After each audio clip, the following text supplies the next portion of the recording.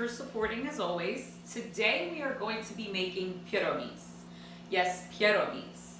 You might call them pierogis, you might call them dumplings, or whatever you may call them, but they are a traditional Polish dish. So we're going to be making them vegan today. Of course, everything on here is vegan. So I have water boiling, which we are going to put our potatoes in.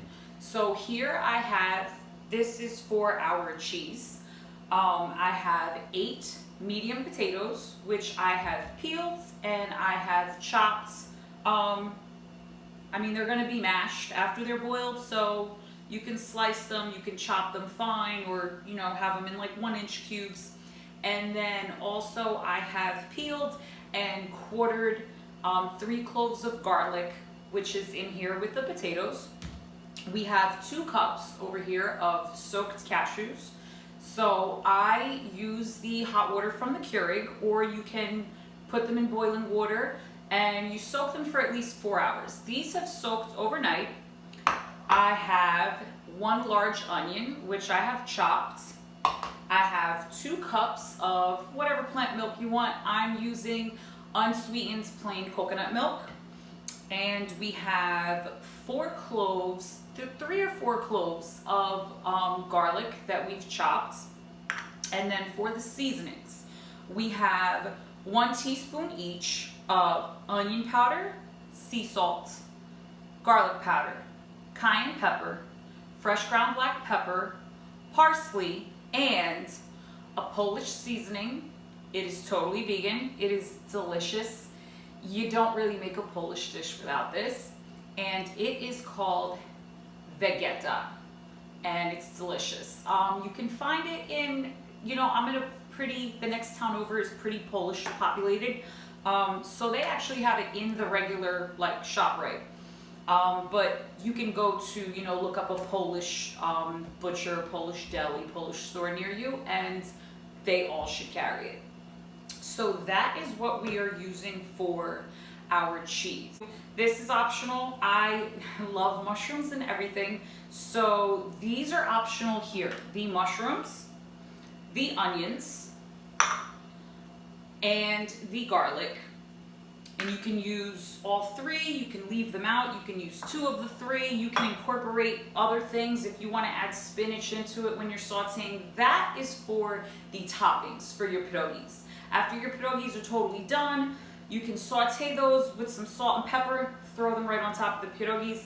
It's all up to you, it's your world. So we're going to get these potatoes boiling, and then we're going to make our cheese. Also, the dough that we're using for these pierogis, I have already formed the dough. The ball is sitting, just waiting for me to roll it out. And you can refer to my dough recipe, which is also on my channel. It's 4 ingredients, it's super easy. So while we're assembling everything else, what we're going to do is, because you want to do this for a while, you have your tofu, which is, we're using the extra firm, or you can use firm tofu for this. So I've drained it out of the package, and you use a decent amount of paper towel, and you just want to get all of the moisture out of the tofu. So you're just going to use some paper towel on the top and on the bottom, and then place something heavy on top of it. If you don't have a tofu press, I'm going to take my cast iron skillet and I'm just going to sit it right on top of this, and it's going to do that for about 15 to 20 minutes while I'm doing all of my other prep work. Okay, so sorry guys, one key component that I left out is the tofu that we set aside. And like I said, it's been drying out this whole time while I was, doing my prep and cutting my potatoes and all that other stuff. So it's dry and it's ready to go. This is also what we're going to be using for the cheese. So what we start with, and you can do this in a blender. I love this because it's a lot quicker to clean. So you're going to put in your 2 cups of cashews. And your 1 large chopped onion.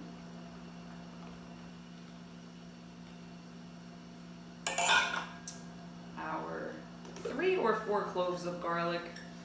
I mean, you have those people where it says to use 2 cloves of garlic and you're using like the whole thing. I'm people, yeah. And then our seasonings. So we're gonna throw all of this in here. And then we have 2 cups of plant milk. So I'm going to do half of this for right now. Damn, I'm good. I was exactly a cup, exactly half. So this recipe, honestly, once you do your prep, it's really easy. I mean, you're rolling out dough and stuff like that, but I'm gonna do the stuffed cabbage recipe. That takes a lot of prep and a lot of work. So we're just gonna pulse this down, you know, for about 30 to 60 seconds, and then see how much milk we need to add to it.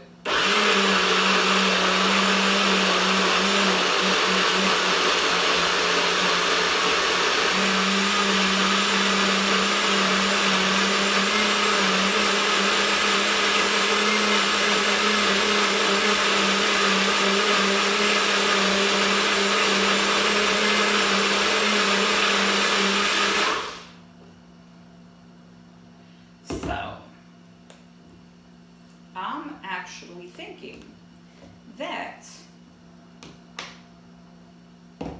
we don't need to add any more milk to it. So 1 cup is actually perfect. So then we're just gonna break up our tofu and we're gonna throw it in here. So just a few quick pulses.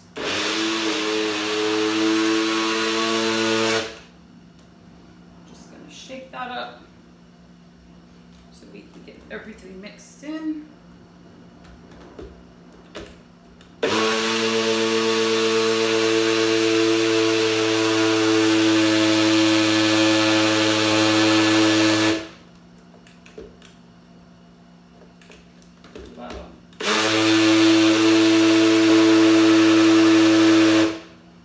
Okay, so our cheese is ready to go. Yep, nice, very nice consistency there. It's not like soupy, liquidy or anything. This is going to go in our pierogis, and you can just use the cheese if you want. You can just use the potatoes, but with this recipe, we're going to be mixing the cheese and the potatoes. Once they're done boiling, we're gonna mash them up, mix it all together, and we're gonna put our pierogis together. In the meantime, while I'm waiting for the potatoes, I'm going to take my optional toppings, the mushrooms, the onions, and the garlic, and I'm gonna saute them in a little bit of oil with a dash of salt and a dash of fresh ground black pepper. Okay, so our onions are nice and translucent enough. They're still going to cook with the mushrooms and the garlic, so we don't have to get them all the way cooked. So right now I'm just gonna add the mushrooms, get them going. There's definitely more mushrooms in here than there is garlic or onions. 1, because I love mushrooms, and 2, because when you cook them, I mean, they tend to shrink anyway. So we're just gonna let that cook down. My potatoes were finished, so I have drained the water out of them. And then now we're just gonna give them a mash. And being that we are mixing them in with a ready-made cheese sauce, I'm not going to be adding any milk or any like vegan butter or anything to these, because like I said, we don't want it to be too liquidy because we want everything to bind together, and we don't need that flavor or the richness, creaminess from the butter or from the milk, because we have our cheese that we're mixing it in. So giving these a nice little mash. Okay, so they're all good. They're ready to go. They don't have, we're not making mashed potatoes, so we don't need them like super creamy or anything. So I'm gonna keep on sauteing this and add our garlic and move on to making our pierogis. Okay, so now is the perfect time to add our salt, because it adds flavor, of course, but it also helps bring the moisture out of the vegetables, mainly the mushrooms. So, I mean, this, you don't need to follow really any measurements. Like I said, this topping is optional as it is. And you can put as much salt and as much pepper or any seasonings you want. You could do, you know, cayenne, you could do garlic powder, onion powder, some parsley, whatever it is that you want to do. So we're just going to give this a stir, and we're going to let this work for a little bit longer. I have it on a medium to high heat. I turned it down to medium for a minute because before I added my mushrooms, it was kind of sizzling and fizzing, and I don't like unnecessary cleanup. So it was time to turn the heat down a little bit. But like I said, when you add the mushrooms, it's going to cool the pan down and it brings some moisture to it, so it's not going to do that sizzling. So we're going to let that cook down a little bit more, and going to add our cheese mixture to our potatoes. So got our cheese in there, and as this cooks down, I'm just going to mix this up, get it all incorporated together. And before I do that, I'm just going to throw my garlic in there too. Give this a mix.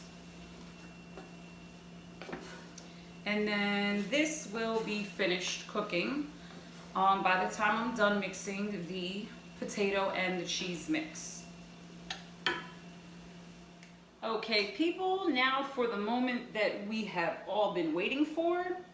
Or if you are new to this, or you've done this a million times and you know that this is a lot of the time people's least favorite part. So it's either the moment you've been waiting for or the moment that you're just like, oh my God, I wish this part was over with already. I think it's kind of therapeutic. I don't mind rolling out dough. Used to make pierogis with my mom all the time growing up. And by make, I mean watch her make. And then sooner or later, you know, I started making them on my own. So I'm just flouring my surface, flouring my rolling pin. And for the dough, like I said, I already have it done. This is the same dough that I used in, that I have the recipe for. So I got my dough ball, I just had it oiled and sitting, just waiting, just waiting to be used. So actually, this, I'm just going to rip right in half. So you can refer to my super easy dough recipe. I explained that it is super versatile. In the video, I use it when I make pierogis, or you can use them when you're making raviolis. If you want to make your own lasagna noodles, it's any kind of pasta. If you have one of those extensions for your like cuisine art, the pasta maker, this is a dough that you can use it for. So we're just going to make sure it's nice and floured and in a nice round shape. And I mentioned a little earlier that I think I said I'm going to do a stuffed cabbage video. I completely forgot because I just, you know, kind of go crazy and I just start, hey, I feel like filming this today. And I have one up here. I already have the stuffed cabbage up here. So enjoy that. That is another very traditional Polish dish. Also, you know, it's a lot similar to the cuisine of like Hungarian, Ukrainian, Lithuanian, all very similar. So my mother and my grandmother, my mother's Polish, my father was Lithuanian, and my grandmother on my dad's side would always argue with my mother. My mother would say they're pierogis, and my grandmother would say they're cashews, and they're made pretty much the same way. But pierogis, you know, you can do just the cheese. You can do the cheese and the potato. You can also take like how I made the optional toppings, the mushrooms, the onions, and the garlic, A lot of people, I know my mom would do it sometimes, would actually put those in the mix. So, you know, like in your cheese or cheese and potato mix, and they would actually go in the filling of the pierogis. So, you know, they're very versatile. And you don't even have to really call these pierogis. You can stuff them with whatever you want. You know, you can make them more if you're Mediterranean, or you know, you enjoy Indian food and you say, hey, instead of just eating it in a bowl, I want to put it in this dough and make like little half moons kind of. So I'm going to keep flipping this like a few more times and come back, but I will show you what I'm going to be using for the mold. I just got this from like the dollar store and it came in like 4 different sizes. So this is the perfect size for me. My mom used to use a cup or like a mug.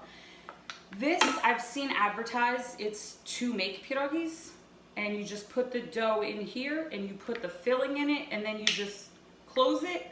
That leaves too much around the edges for me, and I'm pretty sure I've seen some on the market that are probably better quality.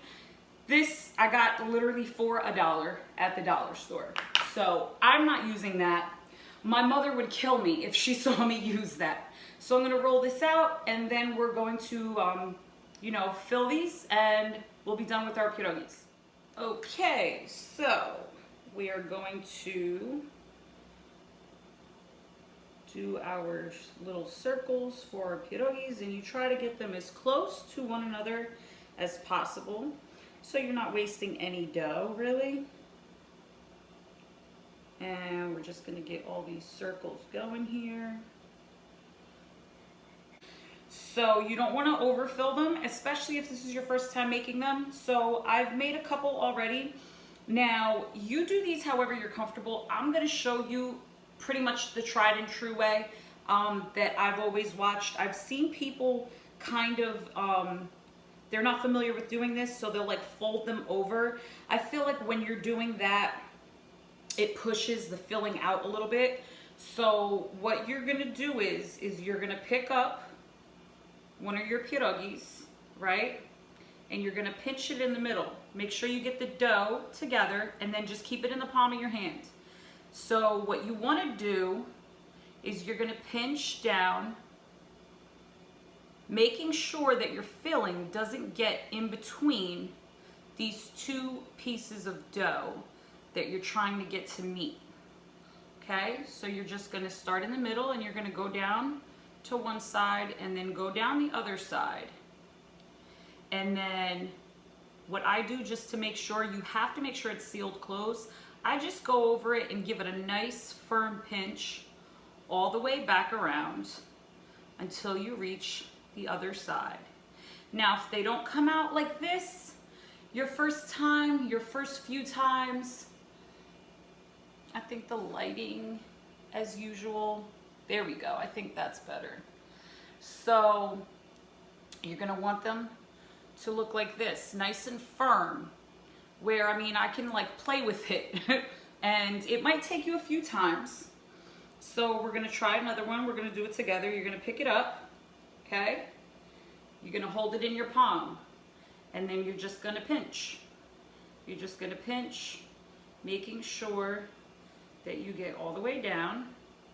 And then if you start to maybe see that the mixture is coming a little too close to where you're trying to form that binding of the dough, then you just kind of grab some dough that's overlapping and just like pull it out.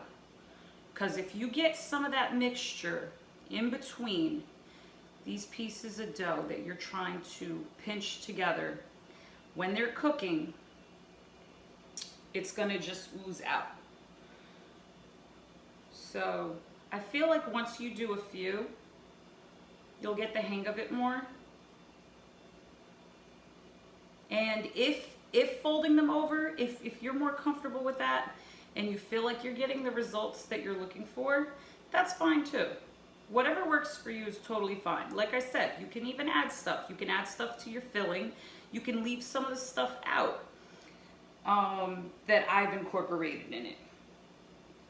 You can add whatever vegetables you want. You could do whatever you want. You could make it more Italian. You know, you could fill it with like cheese or sauce or any kind of like meat alternative that you like to use. So I'm just gonna finish doing these, and then once I'm done and we're ready to get them cooking, you know, we'll be good to go.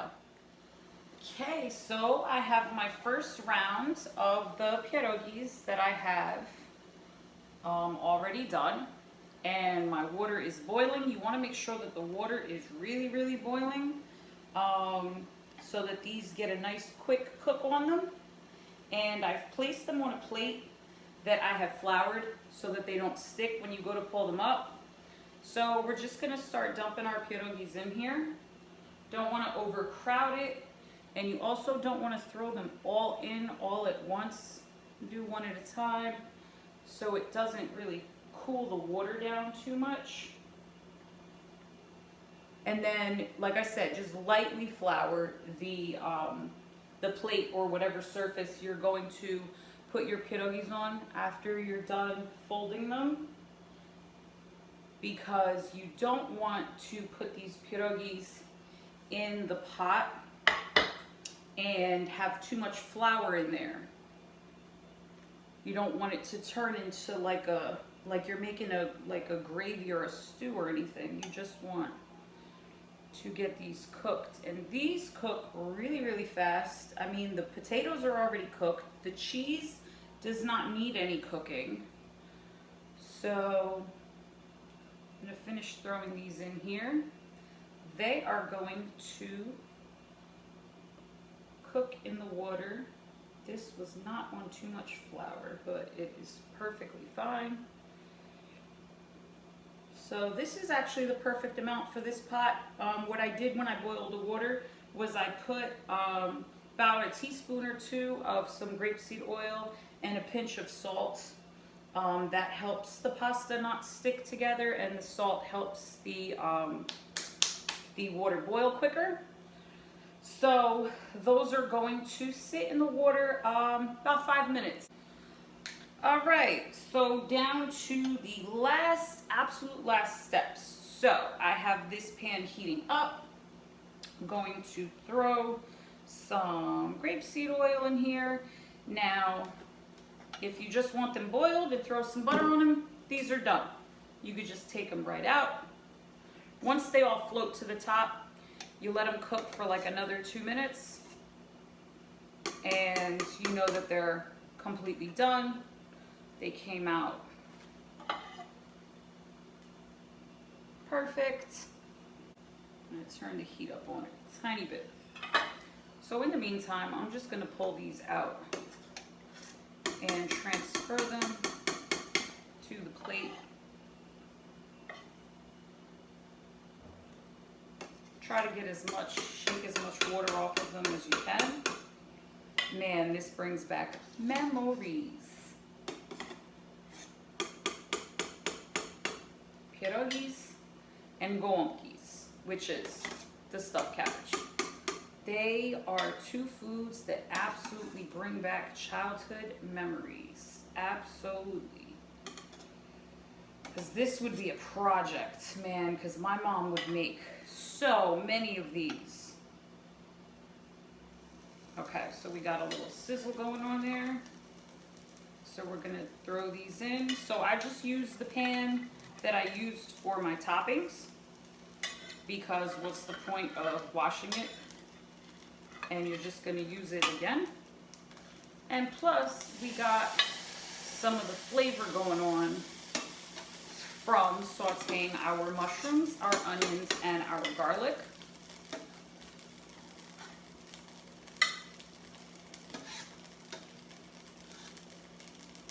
So then we're just gonna saute these bad boys down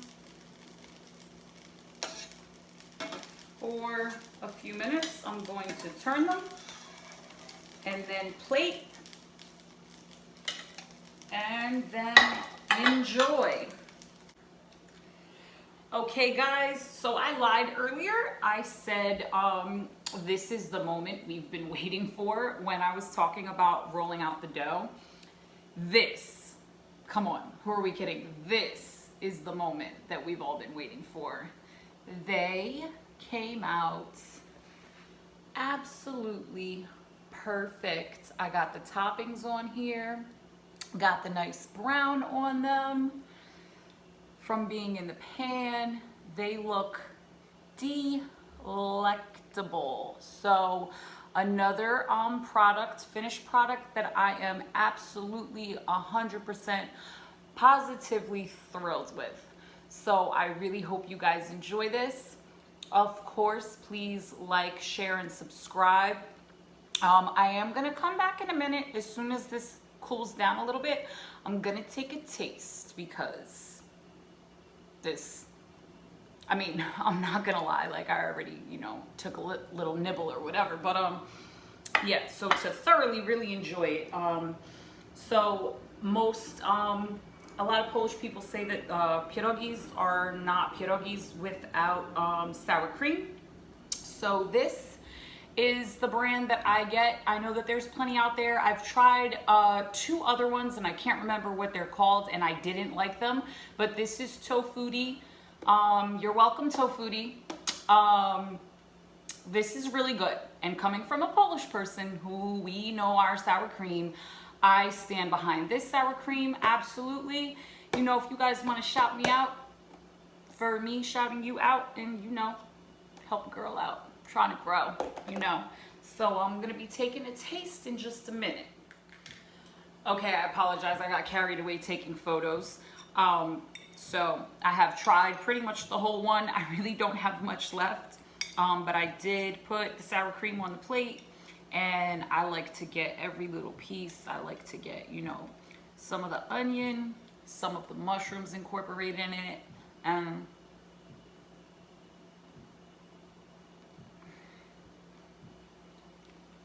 this, I feel like I've said this before, is my favorite thing that I've made on the channel so far. So if I have said it before, I meant it. But whatever I was talking about, this has topped it. It does stem from my childhood. Maybe the nostalgia comes in or whatever, but I mean, on top of that, this is so flavorful. It's so good. It has so much depth. And I really want you guys to try this. All the descriptions, ingredients, everything is going to be in the comments below. And please try this, guys. If you're Polish and you think, being vegan, you can't eat like this, please try this. And then comment and let me know, growing up Polish, that this was on the money. All right, so, God. And I have to get ready to go somewhere. I just want to sit here and I just want to eat this whole plate. But I can't because I have to be an adult. So guys, thank you so much for your support. I love you guys. And I mean, really, I love you guys. I really sincerely mean that. Keep coming back and, let me know what you want me to replicate. Mwah. Have a great day.